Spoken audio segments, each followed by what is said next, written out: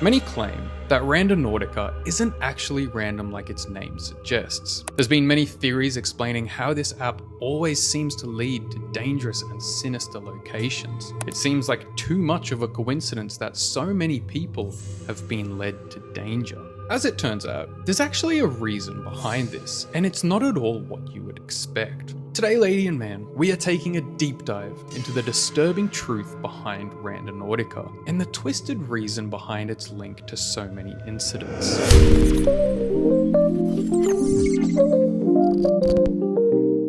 The digital world has a way of blending the normal with the weird.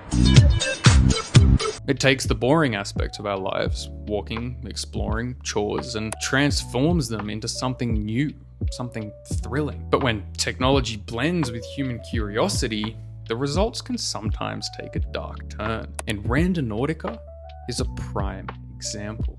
The crazy thing is, there's actually a pretty weird reason behind why Randonautica users keep experiencing bizarre and honestly pretty up things. But before we get into that, we need to take a further step back. Just bear with me.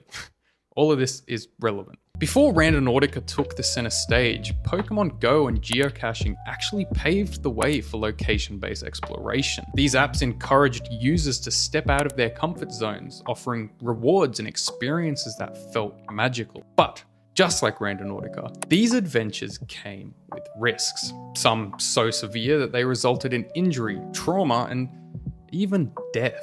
When Pokémon Go launched in 2016, it was an instant global phenomenon. And when I say phenomenon, I mean it was massive. No, I've lost signal, no! I don't think people really remember just how big the craze was. Everyone that I knew that had a phone would be roaming the streets, searching for Pokemon. It was actually kind of cringe. We had parks, quiet streets, shopping centers, even landmarks that you really shouldn't be trying to catch Pokemon at. Players are searching for in-game creatures at the 9/11 Memorial in New York. It seemed harmless enough, an app that got people moving, interacting, and rediscovering the joy of exploration. But the game's rapid rise in popularity came with a very steep cost. Stories of players walking into dangerous situations began to emerge almost immediately. Some wandered into traffic, others trespassed on a private property, and apparently some of them even fell off cliffs. It's horrible, it is, but surely it's just common sense not to be on your phone near cliffs, right? And then there were the predators. Yep, people using Pokemon Go to plan crimes. Pokemon Go's location-based mechanics made it easy for malicious individuals to predict where players would go. Arrested for armed robbery, accused of manipulating the game and luring players to remote locations before robbing them at gunpoint. Imagine getting robbed while you're playing Pokemon Go. That's so cringe. But even before Pokemon Go, there was something called geocaching.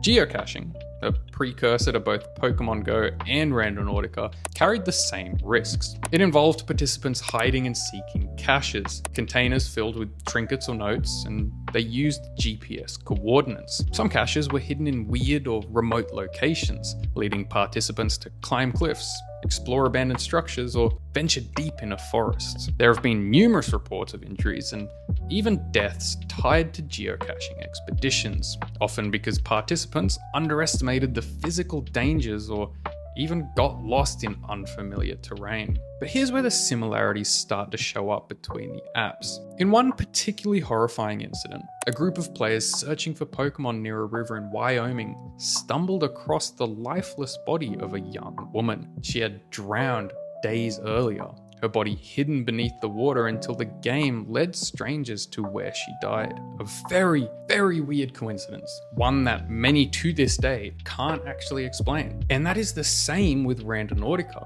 There have been way too many coincidences while people have used this app. Some think that there's ties to GPS data and crime. Some believe it's magic or manifestation. And weirdly, it's actually a bit of both. We'll get into that in a second. Randonautica operates...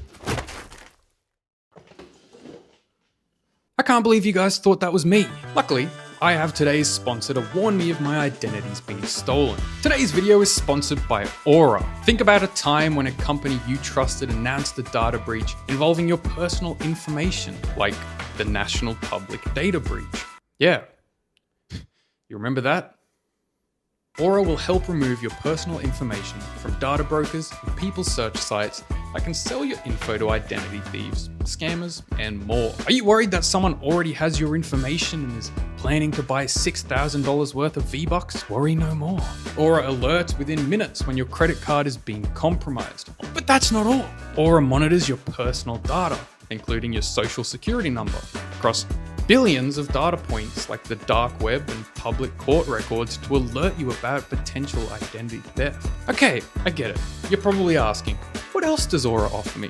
And I'm glad you asked. Aura has a large selection of protection for the internet age that we live in. This includes VPN. Aura VPN protects your internet connection with military-grade encryption. An antivirus. Secure your devices from malware. It has a password manager. Store and access your online passwords securely and conveniently across apps. Aura will never sell your data to third parties. All of this and 24/7 US-based support, which means you have around-the-clock US fraud specialists available to help you.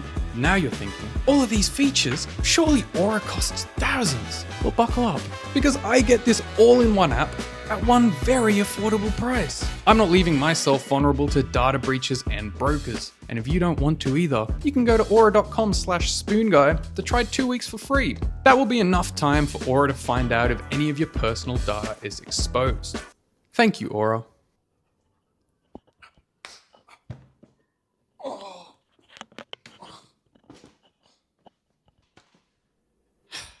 Randonautica operated differently from Pokémon Go or geocaching. Instead of relying on predefined objectives, it introduces an element of manifestation. Before generating coordinates, the app asks users to focus on an intention, a word, a thought, or an emotion. Apparently, this manifestation is meant to have an effect on the random numbers generated by the app. Subsequently, the final location that you're given. I once manifested that the girl I liked would kiss me, and it actually worked. So that's cool. I mean, she ended up cheating on me, but at least we kissed. At first, this sounds harmless, maybe even a bit of fun, but the app's open-ended nature has led to experiences that are anything but lighthearted. Users have reported being led to sites that seem to mirror their intentions in terrifying ways. A user focusing on the word death might find themselves at a cemetery or an abandoned building. Someone seeking happiness might end up at a location that triggers childhood memories. Someone focusing on the best YouTuber in the world might end up staring at the subscribe button. The subscribe button down there. Please click it.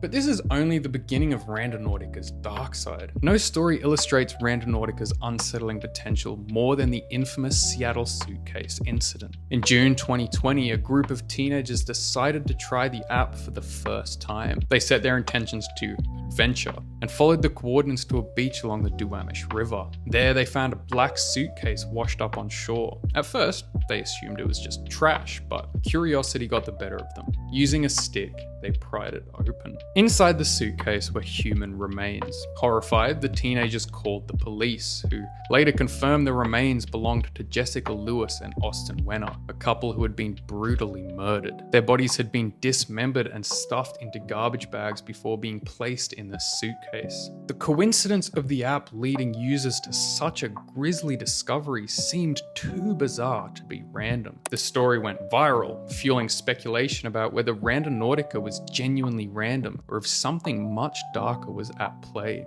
Sure, one issue could very easily be labeled as a coincidence, but that's the thing. The Seattle incident is just one of many unsettling stories tied to Randonautica. Users have reported finding bloodstains, abandoned weapons, and even unmarked graves while following the app's coordinates. Others describe encounters with strangers who seem to be waiting for them at the designated location. A TikToker claimed that their intention of mystery led them to an empty parking lot. As they sat in their car, debating whether to get out, another vehicle pulled up and parked directly beside them, despite the lot being otherwise empty.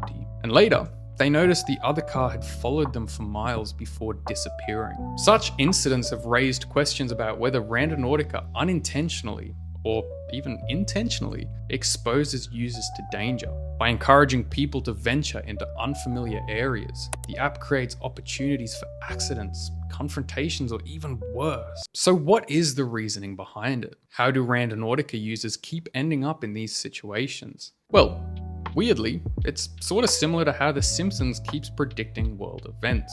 Let me explain. The Simpsons has been running for almost 40 years. That's close to 800 episodes. Within those 800 episodes, we've probably had like 10 predictions maybe, which seems like a lot. And when we witness it in person, it seems like magic that The Simpsons has coincidentally predicted something. But the fact is, it's just a numbers game. Because The Simpsons has run for so long, it was pretty much inevitable that at least one of their fictional stories would share some resemblance to a real world event. And the same goes for Randonautica. At its peak, Randonautica had over 10 million users. And while there are many, many horror stories that come from it, there's nowhere near 10 million, is there? It also doesn't help that Randonautica has a reputation. People used it with the expectation to see something messed up or spooky, which can cause a subconscious desire to read into things. You manifested death and then saw roadkill, but you live near a main road. You manifested money and walk past a bank because you're on the main street. It's just a natural human desire to believe in things, which is sort of wholesome when you think about it. So I'm sorry to burst your bubble. There is no magic when it comes to Randonautica, but there is magic if you click subscribe. Like,